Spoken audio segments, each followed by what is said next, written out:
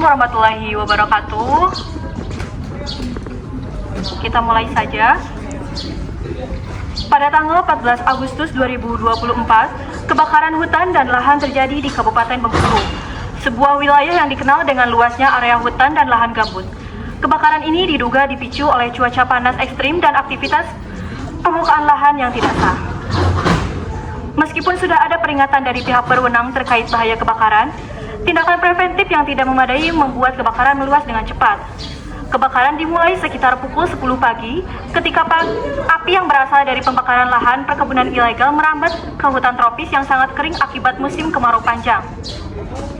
Angin kencang memperburuk situasi, mempercepat penyebaran api ke area yang lebih luas. Dalam beberapa jam, kebakaran meluas hingga mencakup lebih dari 1.500 hektar lahan, dengan titik api tersebar di beberapa kecamatan. Pihak Badan Penanggulangan Bencana Daerah atau BPBD setempat mengerahkan tim pemadam kebakaran untuk mengendalikan api. Namun, terbatasnya peralatan dan sumber daya manusia menyebabkan kebakaran tidak dapat segera dipadamkan. Hingga sore hari, kebakaran semakin meluas dan semakin sulit dikendalikan. Pada malam hari, api merambat ke pemukiman warga, menyebabkan evakuasi mendesak dilakukan. Baik, selamat pagi Bapak Ibu sekalian. Terima kasih atas kehadirannya pada rapat kali ini dari Ibu Dinkes, Bapak Damkar, Bapak Ibu Camat, dan juga dari pihak rumah sakit, puskesmas, dan Ibu Polisi. Sebelumnya, rapat kali ini adalah bertujuan untuk mengetahui bagaimana keadaan di Desa Bengkulu ini, terutama di Desa Cilolohan. Karena berdasarkan data dari BMKG, wilayah kami ini akan terjadi kemarau panjang, dan tentunya kemarau panjang ini akan berisiko untuk terjadinya kebakaran. Apalagi ya Bu, di desa kami ini lebih banyak lahan gambutnya dan juga ada lahan hutan ya Bu. Dan lahan gambut tersebut sangat berdekatan dengan pemukiman warga, betul? Nah, kalau dikarenakan oleh sebab itu, saya akan mengadakan rapat ini bertujuan untuk dari berbagai pihak sektor untuk memberikan pendapat strategi untuk pencegahan kebakaran. Dan bila sampai terjadi, kita juga akan berkoordinasi. Kita mulai rapat ini, saya mulai terlebih dahulu dari pihak Dinkes, silakan. Baik, dari pihak Dinkes kami akan menyiapkan posko kesehatan beserta stok obat-obatan ya, seperti obat ISPA, kemudian vitamin seperti itu, terutama pada gangguan pernapasan karena asap ya. Kemudian juga masker, juga oksigen portable dari puskesmas seperti itu. Baik, silakan selanjutnya Bapak Damkar. Ya, saya membantu dalam kejadian kebakaran di dalam penduduk Tugu apa sih? Tugu Biru gitu. Dan saya pembantu. Dari Ibu Camat. Baik, dari saya sendiri, kami akan mendata desa-desa yang rawan akan kebakaran, khususnya yang dekat dengan lahan gambut, dan kemudian juga akan mengerahkan para kepala desa untuk membuat tim relawan desa siaga bencana. Baik, sebelum dilanjutkan ke yang lain, terutama Ibu Camat lebih mengetahui keadaan desa ya, kita akan bahas lebih dahulu dari tengahnya. Boleh ditunjukkan di bagian mana adanya lahan gambut, hutan, dan juga pemukiman. Baik, bisa dilihat ya Ibu Bapak semuanya, di sini ada peta dari wilayah Bengkulu, khususnya di Desa Cilolohan. Nah, bisa dilihat juga di sini bahwa ada lahan gambut, dan kemudian di sebelah sini juga ada daerah hutan. Di sini dekat ke pemukiman. Nah, jika nanti ada terjadi kebakaran, maka kita jalur evakuasinya ke sebelah sini ya, bisa dilihat. Nah, dan jika jalur utama evakuasi ini tidak bisa dilalui, maka ada jalur alternatif ya Ibu Bapak, bisa dilihat ke sebelah sini. Mungkin seperti itu ya untuk nanti penanganannya. Baik, dilanjutkan Ibu Warsi. Siap, kami dari kepolisian akan melakukan patroli di perkebunan yang rawan dengan pembakaran ilegal, dan juga kami akan membuat hotline laporan cepat untuk antisipasi terhadap masyarakat yang ingin melaporkan dari aktivitas yang mencurigakan. Izin dari puskesmas, kami akan memberikan penyuluhan kepada masyarakat dan memberikan leaflet tentang bahaya kejadian kebakaran dan mengajari bagaimana cara mencegah terjadinya kebakaran.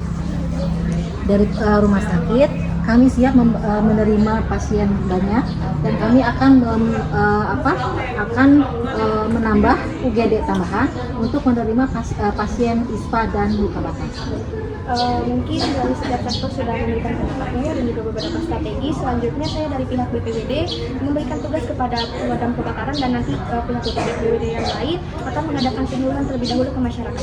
Boleh Ibu Camat? Boleh. Baik. Jadi alhamdulillah terima kasih kepada Ibu Bapak sudah memberikan pendapat dan juga memberi strategi lainnya. Saya simpulkan hasil rapat ini yang pertama adalah membuat peta risiko kebakaran di antaranya di Sarawak, jalur evakuasi dan juga lokasi. Yang kedua adalah membuat alat bencana. Yang ketiga adalah bisa kita nanti setelah penyuluhan membentuk relawan desa, lalu mengadakan simulasi evakuasi pada masyarakat dan menetapkan nomor darurat tadi sesuai yang Ibu Polisi sebutkan dan juga mengadakan jalur alternatif. Gitu. Baik, rapat kali ini saya tutup. Terima kasih untuk partisipasinya. Wassalamualaikum warahmatullahi wabarakatuh. Waalaikumsalam warahmatullahi wabarakatuh. Selanjutnya dilakukan penyuluhan oleh BPWD dan pemadam kebakaran. Baik, Assalamualaikum warahmatullahi wabarakatuh. Waalaikumsalam warahmatullahi wabarakatuh. Baik Ibu Bapak, perkenalkan kami dari BPWD dan dari Damkar. Perkenalkan terlebih dahulu ya, nama saya Nia, saya sebagai BPWD. Perkenalkan nama saya Korina Umi, saya sebagai BPWD. Saya Sangga Patra, saya di sebagai pemadam kebakaran. Baik, saya mendapat laporan dari Ibu Camat bahwa di daerah Sukaraja ini di Kecamatan Kabupaten Bengkulu terjadi musim kemarau yang sangat panjang dan di daerah ini rawan terjadinya kebakaran karena banyak hutan-hutan yang kering. Jadi di sini saya BPWD dan tim Damkar akan memberikan penyuluhan kepada ibu bapak sekalian mengenai pencegahan kebakaran dan cara-cara yang akan dilakukan ibu bapak ketika terjadi kebakaran. Untuk tujuannya adalah mencegah agar ibu bapak terkena menjadi korban saat kebakaran. Baik, untuk waktunya mungkin akan dilaksanakan sekitar 10 menit. Apakah ibu bapak mengizinkan? Baik, kalau begitu langsung saja ke materi. Nanti akan disampaikan oleh Asanda sama Tekwari. Silakan. Baik, terima kasih Ibu. Yang pertama yaitu ada pencegahan kebakaran. Yang pertama di sini tidak membuka lahan pertanian atau lahan perhutanan dengan cara dibakar. Untuk yang kedua, menjaga puntung rokok atau bekas api unggun harus benar-benar mati. Yang ketiga yaitu membuat sekat bakar di lahan pertanian. Yang keempat itu menyediakan drum air atau pasir di sekitar rumah. Untuk tanda awal kebakaran, yang pertama yaitu adanya tercium bau asap di area sekitar hutan. Yang kedua yaitu munculnya titik api yang kecil tapi makin lama makin cepat. Yang ketiga yaitu asap tebal mulai menutupi pandangan. Ya, untuk apabila terjadi kebakaran itu ada beberapa langkah untuk cara melapornya ya. Yang pertama itu adalah segera hubungi pemadam kebakaran, itu bisa telepon di 113 atau bisa hubungi BPBD itu di teleponnya 112. Setelah itu lapor ke camat atau ke kepala desa melalui WA grup siaga bencana. Terus selanjutnya itu apabila kita melaporkan kita harus menjelaskan secara rinci di mana lokasinya jelas, arah jalannya sama patokan bangunannya di mana. Setelah itu apabila terjadi kebakaran Bapak dan Ibu diharapkan tidak panik, usahakan memakai masker kain ataupun masker medis. Apabila asapnya terlalu tebal itu bisa memakai masker kain dibasahi dulu, terus ditutup di bagian menutupi hidung dan mulut. Setelah itu amankan kelompok rentan seperti anak-anak, lansia dan ibu-ibu. Begitu ya. Baik, untuk materi mungkin sudah menyampaikan materinya, sudah cukup. Di sini apakah ada yang ingin bertanya terkait bencana kebakaran? Boleh? Ibu dulu, bisa diperkenalkan namanya terlebih dahulu. Baik, sebelumnya perkenalkan nama saya Hani. Izin bertanya kepada Bapak Ibu, kalau misalkan saya tuh udah mencium bau asap, tapi belum ada api, apa yang harus saya lakukan? Harus langsung lari ataukah ada tindakan lain terlebih dahulu? Baik, Terima tepuk tangan kasih. dulu semuanya. Mau langsung dijawab atau bagaimana? Teh? Boleh, mungkin untuk pertanyaan barusan saya jawab ya Bu. Jadi bagaimana jika udah mencium asap tapi belum ada apinya ya? Yang pertama yang harus dilakukan Ibu tidak boleh panik, harus tenang. Untuk yang kedua, Ibu bisa mencari dari mana sumber asap tersebut, tapi dalam jangka rentan yang aman ya, jangan terlalu dekat. Untuk yang ketiga, ketika sumbernya sudah diketahui, Ibu bisa saja langsung menelpon ke pihak yang bersangkutan, seperti ke Damkar atau BPBD, mungkin seperti itu Bu. Sudah cukup deh? Sudah cukup. Baik, selanjutnya tadi Ibu, silakan. Baik, sebelumnya perkenalkan saya Nuranisa, izin bertanya. Kan saya tinggal di daerah perhutanan, otomatis atau apabila ada kebakaran, asapnya tebal. Nah, apakah masker kain atau medis cukup untuk efektif untuk dalam di masalah di pernapasan, atau apakah ada cara yang lebih efektif? Baik, bagus sekali. Tepuk tangan semuanya. Boleh, Teh, mau dijawab? Baik, mohon izin menjawab untuk pertanyaan apakah masker kain itu sama masker medis efektif dalam mencegah terjadinya penyumbatan pernapasan pada saat kebakaran ya? Sebenarnya masker kain sama masker medis itu sama-sama efektif buat mencegah terjadinya sesak nafas pada saat kebakaran. Tetapi kalau misalnya asapnya udah mulai tebal, itu bisa lebih efektifnya menggunakan masker kain, terus dibasahin dulu pakai air, terus ditutup menutupi bagian hidung dan mulut seperti itu. Sama pendekanan juga untuk ke kelompok rentan seperti anak-anak, ibu hamil dan lansia. Ya. Sudah cukup, Teh? Baik, karena penyampaian materi dan pertanyaannya sudah selesai dilakukan, jadi sekarang saya akan melakukan evaluasi terkait materi yang tadi saya sampaikan. Oke, saya mau nanya kepada ibu-ibu di sini, apakah ada yang masih ingat kalau misalnya terjadi kebakaran harus menelpon siapa dan nomor teleponnya apa? Boleh? Boleh? Iya, bagus sekali, tepuk tangan semuanya. Baik, alhamdulillah berarti ibu-ibu semuanya mendengarkan apa yang kita sampaikan ya. Baik, mungkin cukup dari kami dari penyampaian materi seperti itu, bisa dilakukan saat terjadi kalau nanti terjadi bencana, dan bisa dilakukan pencegahan-pencegahannya. Bisa dimengerti Ibu? Baik, kalau begitu saya dan rekan-rekan saya pamit terlebih dahulu ya. Assalamualaikum warahmatullahi wabarakatuh. Waalaikumsalam warahmatullahi wabarakatuh.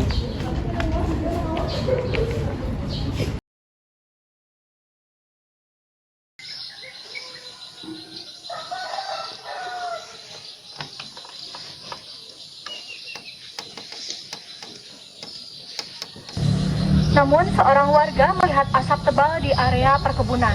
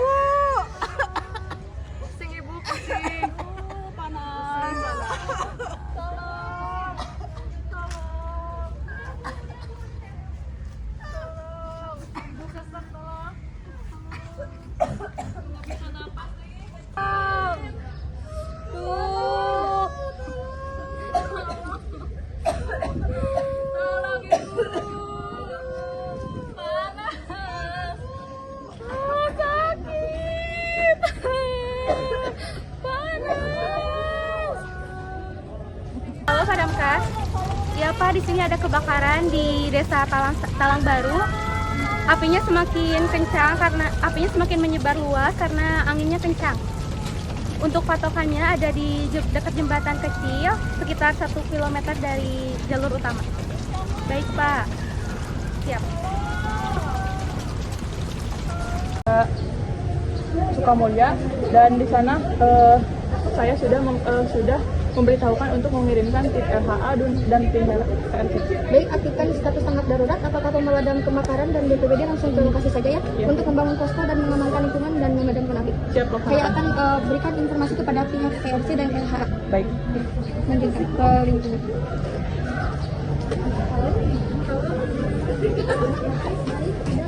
Di Desa Cilawang Bengkulu, tolong kerahkan segera tim RSH dan juga tim PRC untuk melakukan evakuasi, pemantauan terhadap sanitarian, epidemiologi dan juga mengadakan tindakan medis.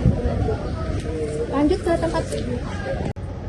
BPBD dan Damkar datang lebih awal untuk mengamankan lingkungan, memadamkan api, dan juga membangun posko. Diikuti dengan tim RH dan TRC, tindakan medis, dan melakukan evakuasi korban, serta pemantauan lingkungan.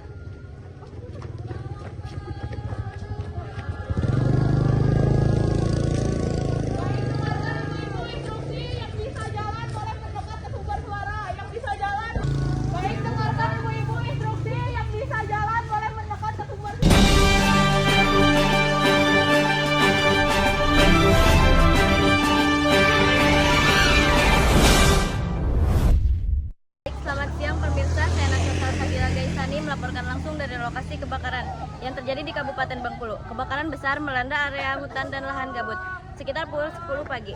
Api dengan cepat membesar diduga karena cuaca panas yang sangat ekstrim. Warga sekitar panik berhamburan menyelamatkan diri, sementara petugas pemadam kebakaran berusaha memadamkan api yang sedang menyala.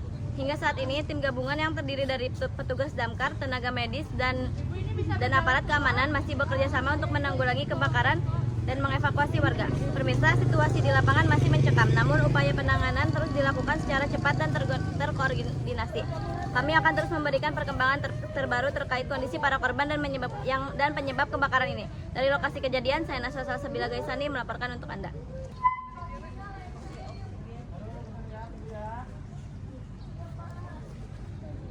RH dan TRC melakukan tindakan medis serta melakukan evakuasi korban dan pemantauan lingkungan.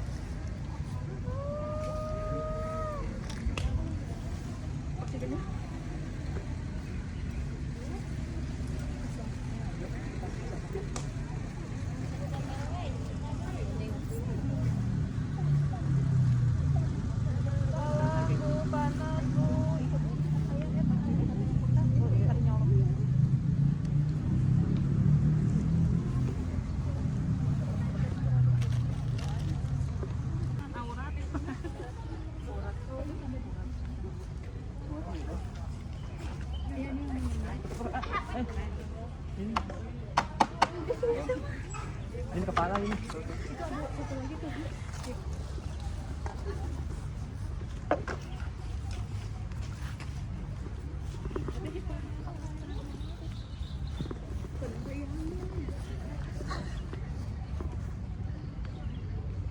Berapa itu ya?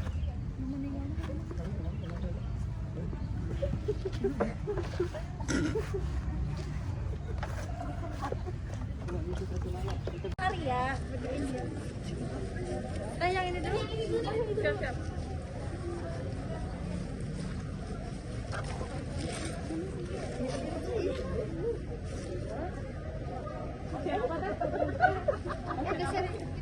Masih apa teh?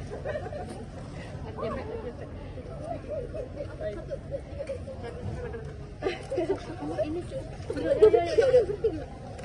2, 3.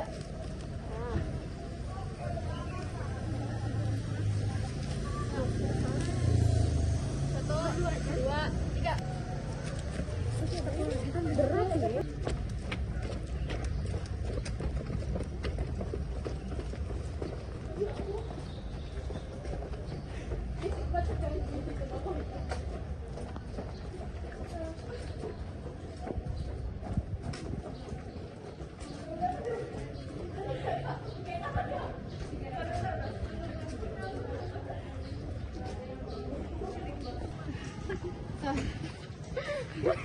Itu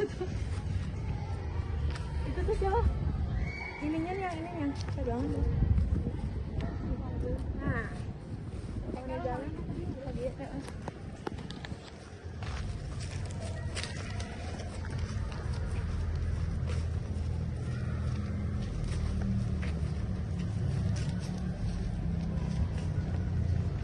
Oke. Tadi taksinya berapa?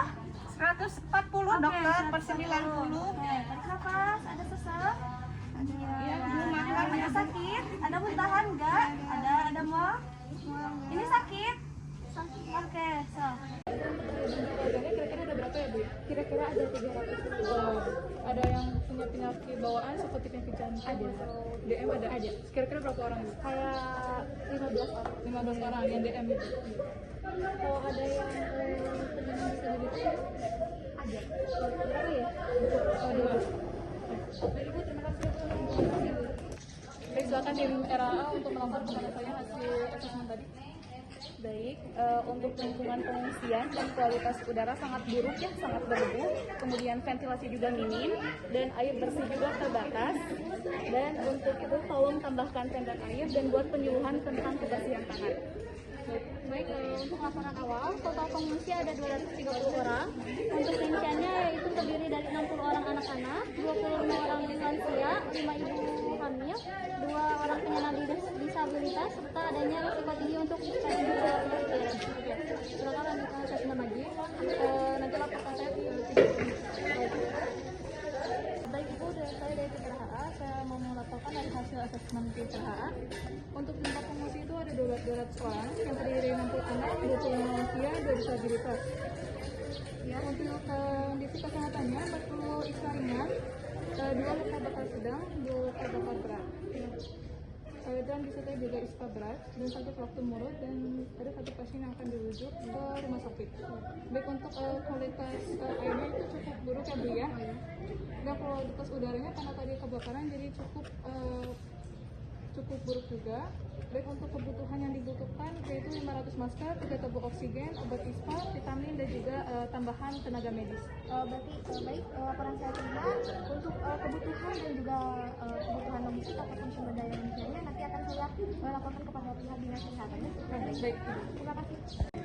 Untuk pasien yang tadi henti napas atau jantung sudah diberikan OGP selama 5 siklus dan sudah ada respon dan sudah dilakukan stabilisasi dengan pemberian infus dan oksigen. Keadaan di posko aman untuk mengenai ini, apakah ada kekurangan tenaga kesehatan? Ini sudah cukup dan mungkin pasien yang tadi akan kita bawa ke ambulans. Baik, untuk pasien yang memerlukan rujukan nanti akan sudah rujukan ke pihak fasilitas kesehatan yang lebih memadai. Untuk yang harus dilaksanakan di sini mungkin bisa dilanjutkan dengan memberikan edukasi psikososial terutama pada keluarga yang mengalami trauma.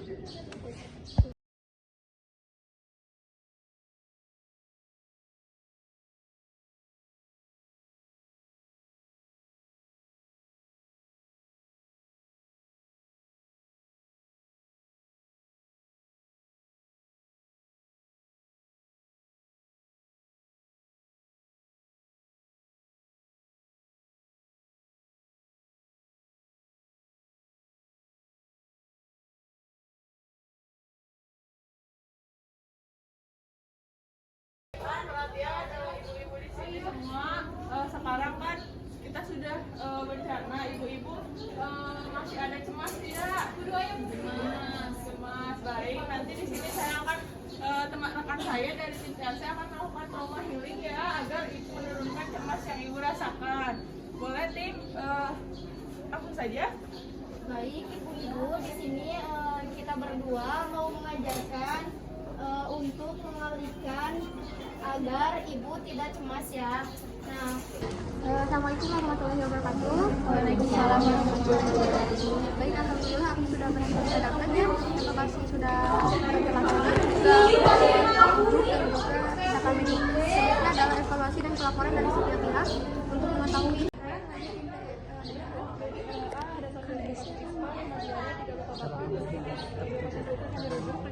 bencananya terdapat ispa lanjutan di arah tanda kondisi buruk seperti obat psikologis pada arah dan korban jiwa. dan tidak ada tambahan korban jiwa juga. Untuk infrastrukturnya ada 1 puskesmas membantu rusak berat, akses jalan ke puskesmas induk sempat terputus, dan kebutuhan yang mendesak itu obat ISPA dan diare, masker 1000 pieces, vitamin, tambahan tenaga medis dan psikososial, perbaikan puskesmas serta air bersih. Untuk rekomendasinya, surveillance ketat 14 hari ke depan untuk deteksi dini KLB, lalu ada distribusi logistik medis segera, koordinasi dengan dinas PU untuk perbaikan akses jalan, dukungan psikososial pada bagi anak-anak dan keluarga korban jiwa. Baik, saya catat rekomendasi ini. Mungkin dari pihak Dinkes bisa mencatat kebutuhan yang belum terpenuhi dan juga mengirimkan tim psikososial dan sanitasi lingkungan. Siap. Selanjutnya dari Bapak Ibu Samad. Baik, dari saya sendiri untuk warga meminta kepastian kapan bisa membangun lingkungan mereka kembali. Kemudian untuk bantuan kayak tenda sudah mulai habis. Baik, untuk membangun rumah, kami informasikan kembali selanjutnya dari puskesmas, korban-korban yang dirujuk ke puskesmas alhamdulillah terkendali, dan untuk kasus-kasus tertentu kami rujuk ke rumah sakit. Baik, dari pihak rumah sakit. Dari rumah sakit kami menerima 75 korban luka bakar dan ISPA. Sebagian besar sudah kami pulangkan karena kondisinya sudah stabil, dan sebagian lagi masih dalam perawatan kami. Baik, selanjutnya dari pihak pemadam kebakaran. Baik, untuk dari pemadam kebakaran, untuk api sudah berhasil dipadamkan. Untuk selanjutnya mungkin untuk pemantauan lingkungan. Dari pihak kepolisian. Kami dari kepolisian siap untuk berjaga-jaga di rumah penduduk yang kosong untuk menghindari adanya penjarahan, dan juga kami akan menindaklanjuti untuk penyelidikan terhadap pelaku dari pembakaran hutan ilegal ini. Baik, evaluasi saya terima ya. Selanjutnya ada beberapa tugas yang harus dipenuhi dari setiap pihak. Untuk tim TRC bantu warga untuk membantu memantau lingkungannya. Lalu untuk tim RHA buka pos kesehatan lanjutan, lakukan screening ISPA dan trauma healing. Lalu untuk tim Dinkes distribusi mengenai air bersih, oral masker vitamin, mengenai logistik ataupun sumber daya yang belum terpenuhi. Lalu untuk BPD dan juga Ibu Camat sosialisasi pencegahan kebakaran kepada warga. Lalu untuk masyarakat mungkin kita bisa adakan ikut gotong royong untuk pemulihan desa. Baik, jadi kesimpulan dari rapat kali ini adalah kita fokuskan kepada pemulihan warga, pemulihan kesehatan, ekonomi dan pertanian, lingkungan, dan juga pencegahan ulang terjadinya kebakaran. Bagaimana siap? Siap. Rapat saya tutup, nanti laporkan kembali mengenai evaluasi kelanjutannya. Assalamualaikum warahmatullahi wabarakatuh. Waalaikumsalam warahmatullahi wabarakatuh.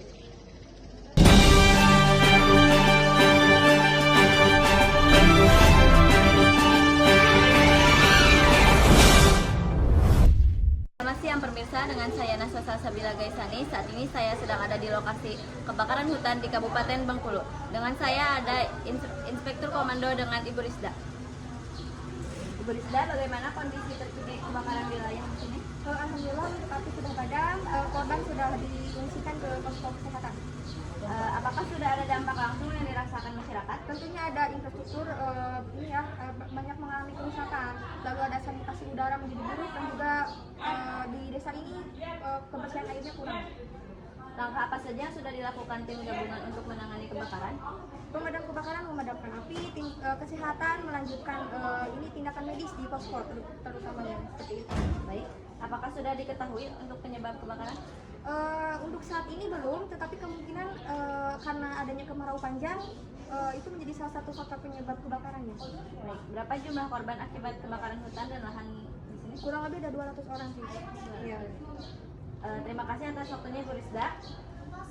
Pemirsa, demikian laporan ini dari lokasi kebakaran hutan dan lahan Kabupaten Bengkulu. Kami akan terus memantau perkembangan di lapangan ini. Saya Nasasa Sabila pamit undur diri.